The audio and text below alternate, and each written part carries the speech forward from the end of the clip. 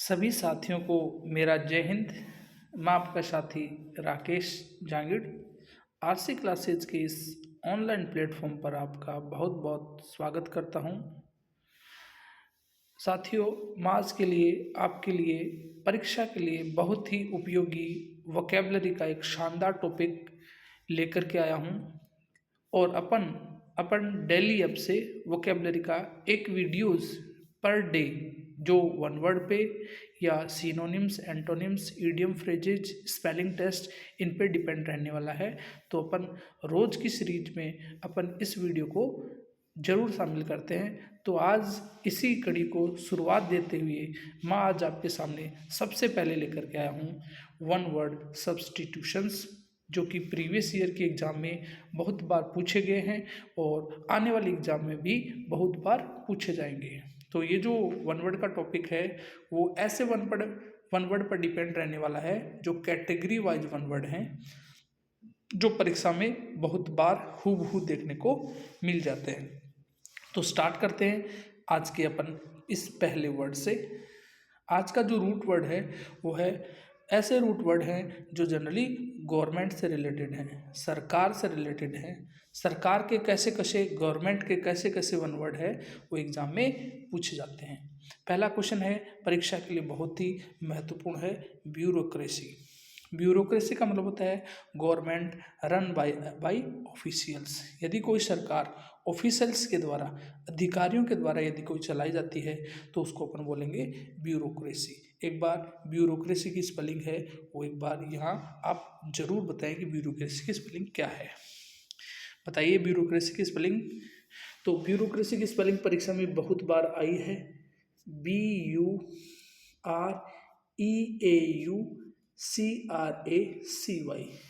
याद रखें, इसी स्पेलिंग के साथ साथ ये वन वर्ड भी आप याद रखें। ब्यूरोक्रेसी की स्पेलिंग देखें, BUREAUCRACY। और ब्यूरोक्रेसी किसका होता है?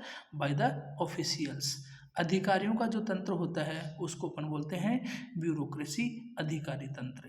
जो अगला वर्ड है परीक्षा के लिए बहुत ही इंपॉर्टेंट है, डेमोक्रेसी। डेमोक्रेसी को हिंदी में कहते हैं लोकतंत्र। कहने का मतलब government by the people, of people, by people, for people. जनता का, जनता द्वारा, जनता के लिए शासन क्या कहलाता है? डेमोक्रेसी कहलाता है। याद रखें, पहला जो वर्ड था वो था गवर्नमेंट बाय ऑफिशियल्स और जो दूसरा वन वर्ड है वो है गवर्नमेंट बाय पीपल। याद रखें, दोनों जो शब्द है परीक्षा के लिए बहुत ही उपयोगी है, महत्वपूर्ण है। जो अगला वर्ड है वो है मोनार्की। मोनार्की को हिंदी में कहते हैं राजतंत्र। और राजतंत्र में राजा का शासन होता है, रानी का शासन होता है। Government by the king and queen is called monarchy. आगे का वर्ड है परीक्षा के लिए बहुत ही उपयोगी शब्द है और वो शब्द है, आपका वर्ड है वो है परीक्षा का जो अगला वर्ड है वो है अरिस्टोक्रेसी। परीक्षा का बहुत ही उपयोगी प्रश्न है अरिस्टोक्रेसी। अरिस्टोक्रेसी होता है गवर्नमेंट बाय द नोबल्स और लॉर्ड्स। ईश्वर का, कहने का मतलब जो नोबल लोग हैं, श्रेष्ठ लोग हैं, उनका जो गवर्नमेंट होता है उसको बोलते हैं एरिस्टोक्रेसी, ARISTOCRACY। जितनी भी वन वर्ड यहाँ पे आपके सामने यहाँ पे दिखाई जा रही हैं उनका आप वन वर्ड के साथ साथ में स्पेलिंग जरूर याद कर लें, क्योंकि बहुत बार एग्जाम में स्पेलिंग टेस्ट यहीं से पूछा जाता है। अगला वर्ड है वो बहुत ही शानदार वन वर्ड है और वो वर्ड है अब्सेंस ऑफ गवर्नमेंट। एक ऐसी सरकार जिसमें कोई भी गवर्नमेंट नहीं हो, ऐसा शासन जिसमें कोई शासन, किसी की सरकार नहीं हो, उसको इंग्लिश में बोलते हैं अनार्की। अनार्की का मतलब होता है अराजकता, जिसमें एक भी राजा या कोई भी राजा रानी नहीं होता, न जिसमें किसी की कोई सरकार होती है, उसको बोलते हैं अनार्की। तो आई होप ये पांचों वर्ड आपको अच्छे से समझ आ गए होंगे। एक बार फिर से देख लें। पहला वर्ड है ब्यूरोक्रेसी, पहला वर्ड है ब्यूरोक्रेसी, दूसरा वर्ड है डेमोक्रेसी, तीसरा वर्ड है अनार्की, चौथा वर्ड है एरिस्टोक्रेसी और चौथा वर्ड है तीसरा वर्ड है मोनार्की और पांचवा वर्ड है अनार्की। तो देखो एक बार देखिए कितने मेरे प्यारे विद्यार्थियों को या मेरे साथियों को ये वन वर्ड याद हो गए। तो एक बार फिर से बता दें कि गवर्नमेंट बाय द ऑफिशियल्स क्या कहलाता है। गवर्नमेंट बाय द ऑफिशियल्स होता है ब्यूरोक्रेसी। तो फिर आप बता दीजिए गवर्नमेंट बाय द किंग और क्वीन क्या होता है। गवर्नमेंट बाय द किंग और क्वीन क्या होता है, तो वो होता है गवर्नमेंट बाय द किंग और क्वीन होता है मोनार्की। आगे का वन वर्ड मैं आपसे पूछूं कि गवर्नमेंट बाय द पीपल क्या होता है, गवर्नमेंट बाय द पीपल क्या होता है, तो बताइए आप फटाफट कमेंट बॉक्स में कमेंट करें। गवर्नमेंट बाय द पीपल क्या होता है, गवर्नमेंट बाय द पीपल होता है डेमोक्रेसी। आगे का जो प्रश्न है वो बहुत ही इम्पोर्टेंट प्रश्न है। मैं पूछता हूँ अब्सेंस ऑफ गवर्नमेंट क्या कहलाता है, या नो गवर्नमेंट, ऐसी जिसमें कोई गवर्नमेंट नहीं हो उसको क्या कहते हैं, तो उसको बोलते हैं अनार्की। और का लास्ट का वर्ड यदि मैं पूछूं आपसे तो फिर बता दीजिए गवर्नमेंट बाय द नोबल्स क्या कहलाता है। गवर्नमेंट बाय द नोबल्स क्या कहलाता है, तो इसका राइट आंसर होगा गवर्नमेंट बाय द नोबल्स होता है एरिस्टोक्रेसी। तो एक बार फिर से आप इन पांचों वर्ड्स को अच्छे से याद कर लीजिए। अगली स्लाइड में मैं ले चलता हूँ अगले 5 वर्ड की तरफ। बहुत ही शानदार, परीक्षा के लिए बहुत ही उपयोगी ये वीडियो है ना, मैं कहूँ तो परीक्षा के लिए बहुत ही उपयोगी सिद्ध होने वाला है। तो आप इसको बड़े तन्मयता के साथ में, बड़े गौर, कंसिस्टेंसी, पूरे मन और तन के साथ फिजिकली रूप से उपस्थित होते हुए आप इसको पूरा याद रखें। अगला वर्ड है आपका पास में, वो है ऑटोक्रेसी। ऑटोक्रेसी का मतलब होता है केवल एक पर्सन का गवर्नमेंट होता है। इसको अपन इंग्लिश में डिक्टेटरशिप भी कह सकते हैं। याद रखें ऑटोक्रेसी या डिक्टेटरशिप दोनों एक ही वर्ड हैं। तो ऐसा गवर्नमेंट जिसमें वन पर्सन हो, एक व्यक्ति की सरकार हो, उसको अपन ऑटोक्रेसी कहते हैं। आगे का प्रश्न है वो बहुत ही शानदार है। Government by the right of self government, यानी ऐसा गवर्नमेंट जिसमें खुद की सरकार होती है, खुद के अधिकारों की सरकार होती है, उसको बोलते हैं ऑटोनॉमी। ऑटोनॉमी हिंदी में बोलते हैं स्व शासन। यानी याद रखें सेल्फ गवर्नमेंट का यदि क्वेश्चन आता है परीक्षा में, सेल्फ गवर्नमेंट, तो आपको याद करना है ऑटोनॉमी। आगे का वर्ड आता है, बहुत ही अच्छी बार से अच्छे से इसको वर्ड को पढ़ ले कि ओलिगार्की क्या होता है। ओलिगार्की क्या होता है इसको अच्छे से पढ़ रहे होते हैं। ओलिगार्की का मतलब होता है गवर्नमेंट बाय पे वेरी फ्यू पर्सन, बहुत ही कम लोगों का शासन। बहुत ही कम लोगों का शासन क्या कहलाता है, ओलिगार्की कहलाता है। ये प्रश्न आपको एग्जाम में हूबहू देखने को मिल सकता है। आगे का वर्ड है वो बहुत ही शानदार रहा है, government by the rich people, धनवान लोगों का शासन। एक तो होता है नोबल पर्सन, उसको तो बोलते हैं एरिस्टोक्रेसी, और यदि रिच पर्सन का यदि गवर्नमेंट हो तो उसको बोलते हैं प्लूटोक्रेसी।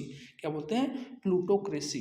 आगे का वर्ड है वो बहुत ही अच्छा है कि government by the law of religion, यानी धर्म का शासन हो, रिलीजन का यदि शासन हो, धर्म का शासन हो, गॉड का शासन हो, यहाँ पे गॉड भी आ सकता है कि या गॉड और goddess, government by the laws of god और गॉडेस, तो आपको याद रखना है उसका आंसर होगा थियोक्रेसी। थियोक्रेसी, थियो का मतलब होता है गॉड, और जब भी गॉड से रिलेटेड कोई वन वर्ड आपसे रिलेटेड एग्जाम में पूछा जाता है तो उसका जो रूट वर्ड होता है वो थियो रहता है। आगे का वर्ड पूछे अपन तो वो बहुत ही अच्छा प्रश्न है, और हमने बहुत बार सुना होगा कि भारत कैसा कंट्री है, एक सेक्युलर कंट्री है। कैसा कंट्री, सेक्युलर। सेक्युलर का मतलब होता है एक ऐसा देश जिसमें अनेक प्रकार के रिलीजन्स हैं, अनेक प्रकार के रिलीजन हैं, उनको बराबर का अधिकार दिया गया है, उन सब रिलीजन का लॉ लागू होता है। तो एक ऐसी government by not by the laws of religion, जिसमें धर्म का रिलीजन नहीं हो, यानी किसी एक धर्म का रिलीजन नहीं हो, बाकी सब धर्मों का क्या हो, सब रिलीजन्स का क्या हो, सब रिलीजन्स का क्या हो, गवर्नमेंट हो, तो उसको अपन बोलते हैं सेक्युलर। जैसे कि इंडिया एक कैसा कंट्री है, सेक्युलर, हिंदी में बोल सकते हैं धर्मनिरपेक्ष। तो एक बार आप फिर से रिकैप्चुलेट कर लीजिए कि जिसमें ऐसा व्यक्ति, जिसमें एक ही व्यक्ति की क्या होती है, वन पर्सन के द्वारा गवर्नमेंट होती है, उसको ऑटोक्रेसी कहते हैं। सेल्फ गवर्नमेंट होती है उसको ऑटोनॉमी कहते हैं। फ्यू पीपल के द्वारा, फ्यू पर्सन के द्वारा यदि गवर्नमेंट चलाई जा रही है तो उसको ओलिगार्की कहते हैं। रिच पर्सन के द्वारा यदि गवर्नमेंट चलाई जा रही है तो उसको प्लूटोक्रेसी कहते हैं।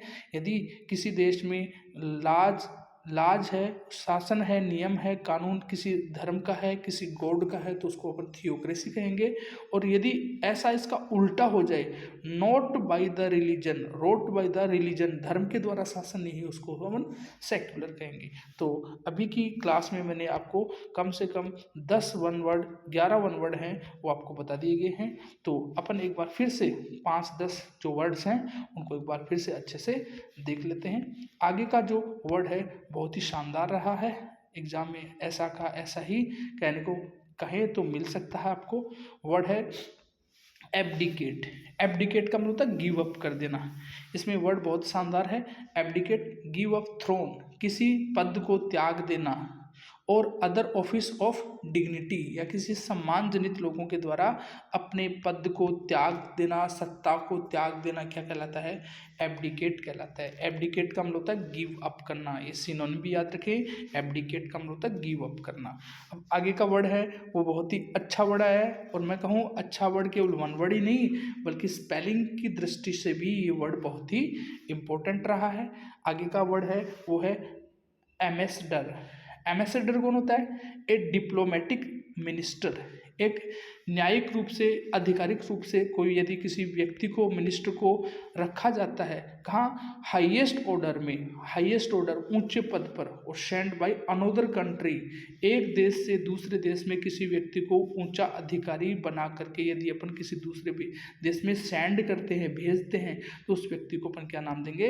एम्बेसडर नाम देंगे। एम्बेसडर की स्पेलिंग AMBASSADOR, याद करें, AMBASSADOR। अगली वन वर्ड की तरफ चलें तो बहुत ही 3 शानदार वन वर्ड रहे हैं और तीनों की तीनों परीक्षा में बहुत उपयोगी साबित हो सकते हैं। अगला वर्ड है वो है अनार्किस्ट। एक ऐसा व्यक्ति, a person who is out to destroy, जो नष्ट कर देता है, ऑल द गवर्नमेंट, सरकारी जितने भी तंत्र हैं उनको यदि कोई नष्ट कर देता है, ऐसा व्यक्ति क्या कहलाता है? अनार्किस्ट कहलाता है। ये पर्सन की बात है, अनार्की गवर्नमेंट होता है, और अनार्किस्ट ऐसा व्यक्ति जो गवर्नमेंट को नहीं मानता, उसको अपन बोलते हैं अनार्किस्ट। आगे का वर्ड तो बहुत ही आसान सा है, साइंस ऑफ गवर्नमेंट। साइंस यानी विज्ञान, किसका? सरकार का विज्ञान क्या कहलाता है? पॉलिटिक्स कहलाता है, राजनीति कहलाता है। और आगे का वन वर्ड मैं कहूँ तो बहुत ही इंपॉर्टेंट रहा है, रेफरेंडम वर्ड। रेफरेंडम बहुत बार पूछा गया परीक्षा में। रेफरेंडम, रेफरेंडम को हिंदी में कहते हैं जनमत संग्रह। और जनमत संग्रह के लिए यदि वर्ड आता है तो अपने को याद रखना है, डिसाइड ए पॉलिटिकल क्वेश्चन, यानी किसी पॉलिटिकल क्वेश्चन को डिसाइड करना, किसके द्वारा? By the direct vote of the whole electorate. यदि अपन जितने भी प्रतिनिधि होते हैं, जो अपना क्या देते हैं, जनमत संग्रह पे अपना मत देते हैं, वोटर्स होते हैं, यदि वो क्या करते हैं, वोट देते हैं, तो उनका जो क्वेश्चन होता है, डिसाइड क्वेश्चन किया जाता है, वो पूरे इलेक्ट्रोट के द्वारा यदि किसी वोट को डिसाइड किया जाता है तो उसको बोलते हैं रेफरेंडम। तो आपको कम से कम इतना तो याद रखना है कि डायरेक्ट, इतना लास्ट की लाइन है वो याद रखनी है, direct vote of the whole electorate, तो आपको याद रखना उसका आंसर होगा रेफरेंडम। तो ये वन वर्ड अभी 15 पढ़ाए गए हैं, 16 पढ़ाए गए हैं, तो आप इनको अच्छे से याद रखें और परीक्षा के लिए इनको बार बार रिपीट करते रहें। और मैं अगली क्लास में फिर से आपके लिए इसी गवर्नमेंट वर्ड के जो रूट वर्ड हैं वो फिर से लेकर के उपस्थित होऊंगा। तब तक के लिए आप सभी का बहुत बहुत धन्यवाद कि आप इस जो वीडियो है उसको बड़ी कंसिस्टेंस के साथ में, पूरे मन तन के साथ में देख रहे हैं। और मैं आपसे गुजारिश करना चाहूँगा कि ऐसे ही रुचिपूर्ण वीडियो देखने के लिए आप आरसी क्लासेज के इस ऑनलाइन प्लेटफॉर्म को, इस आरसी क्लासेज के इस यूट्यूब चैनल को ज़रूर सब्सक्राइब करें और ज़्यादा से ज़्यादा अपने दोस्तों तक पहुँचाएँ, जिससे कि उनको भी इस चीज़ का फ़ायदा मिल सके। धन्यवाद। जय हिंद।